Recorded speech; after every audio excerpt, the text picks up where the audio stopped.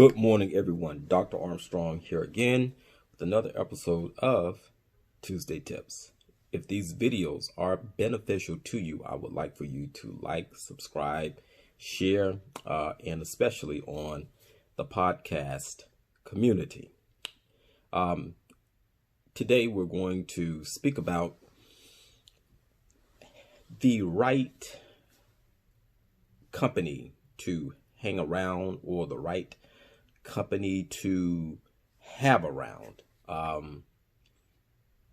Because in all that we do, we will always have people around us. And we should, number one, make sure that the people around us, that they benefit us. Okay? Now, what do you mean by benefit? Making sure that they are positive, making sure that they have the right outlook on life, making sure that they are not negative. Choosing the right people to be around you helps your mental stability. Okay. So many of you saw a post that was posted on Facebook by me. And in the post, I'm going to read some of it. It says, choose people who choose you.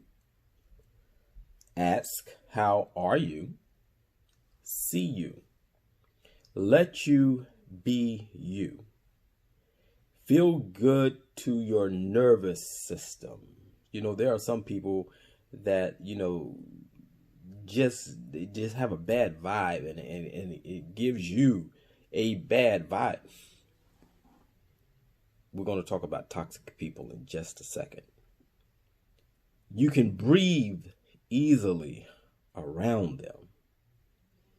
You don't need to perform for them.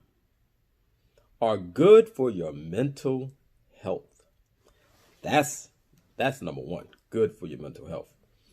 Want to see you win. They want to see you prosper and progress and be on top. Okay? Then the main thing is they don't try to control you.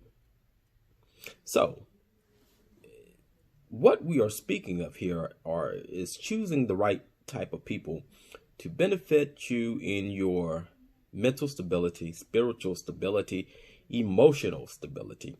Choosing the right people to be around is like choosing the right size of clothing. Okay?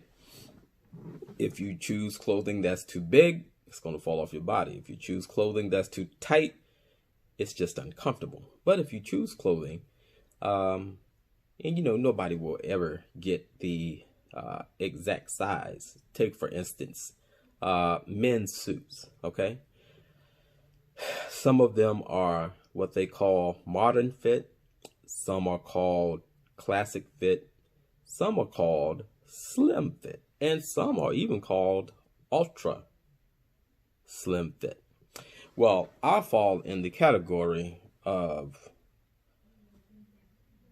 classic fit. Okay. With that being said, a slim fit suit may work, but I'm going to have to go up in size. So from a 44 regular, if it's a slim fit, I'm going to have to do a 46. And this is back from when I was a 38. Imagine. Now, if I try to put a 38 regular on now, it's just not going to work. People are the same way. Sometimes the people that we want to be around, the people that we think we should have around, they're just not the right fit for us.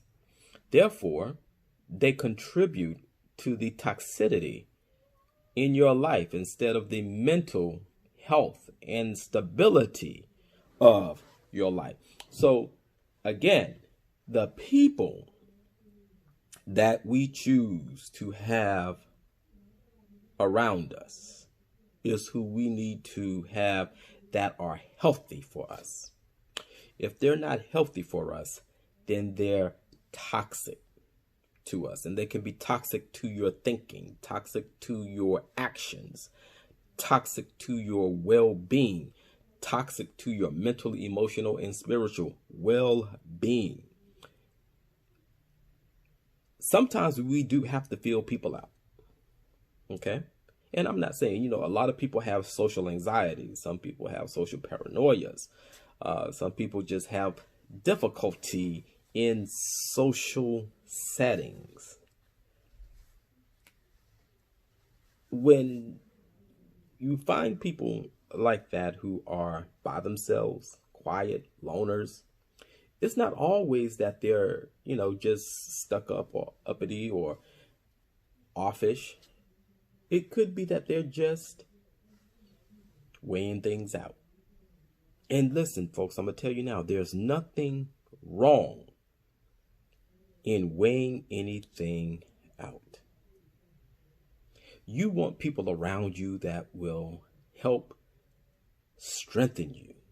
You want people, now you don't want these yes people. You don't want those. You don't want brown nosers, okay?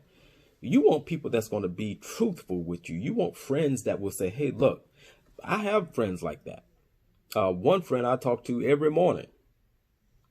And while we may not disagree on a lot, there are times that we come to a point of, he has a different view. I have a different view.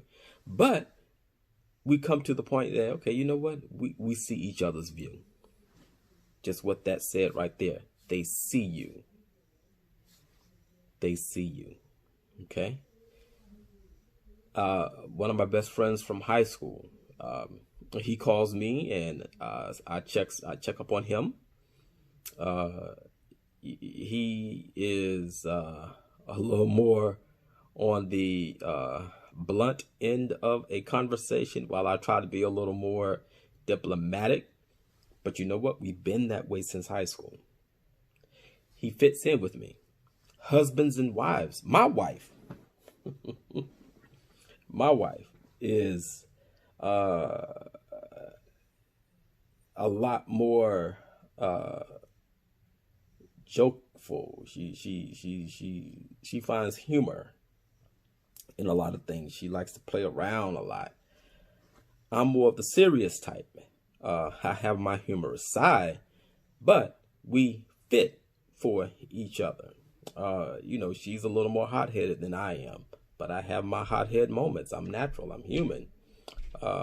Sometimes it's like fire and fire, but somebody has to know when to take the heat off.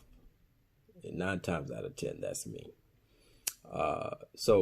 But we fit good. We work good together. We have the same outlook on life together, a family, and being family oriented. And we enjoy that setting together, and that's why we love each other. So even husbands and wives have to fit together. There are times when marriages turn toxic. And when that happens, that's when it's time to start looking at some moves to make.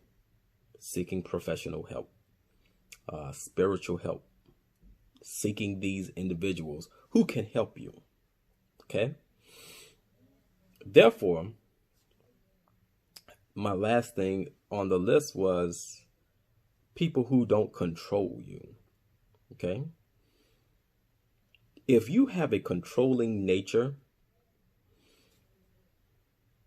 that means that there was something traumatic in your life that has happened, that you have to be in control. Okay? If you have friends like that, I suggest that you let your friends know, hey, you can learn to follow. You don't have to be the leader. If you're always having to be the leader and I'm always the follower, we might have to have a different type of friendship. And there's nothing wrong with being friends from afar. There's nothing wrong with that.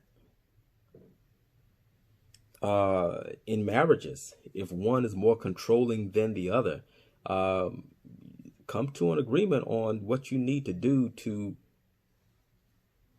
be able to lead together.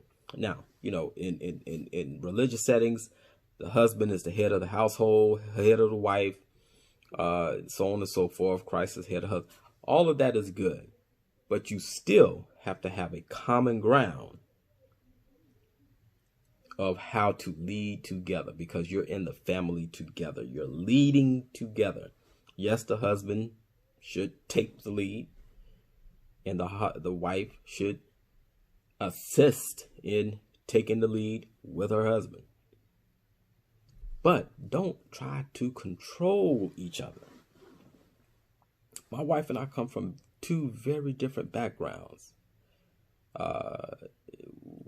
In her church, she could wear pants and didn't have to wear stockings. In my church, women don't wear pants, and they should wear stockings. That's something she had to adjust to.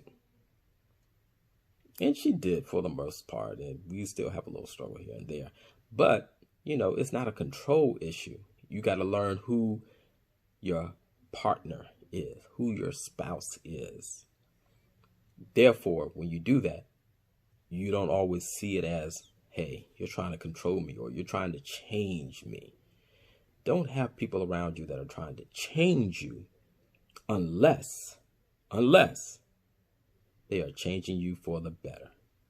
And then you have to reflect on, is there something within me that needs to change for the better? Folks, I hope that you have enjoyed today's Tuesday Tips, and I will be doing another conversational talk about back to school on Thursday. I hope that you will check that video out as well as the podcast community. Thank you, everyone. Have a wonderful day. God bless you.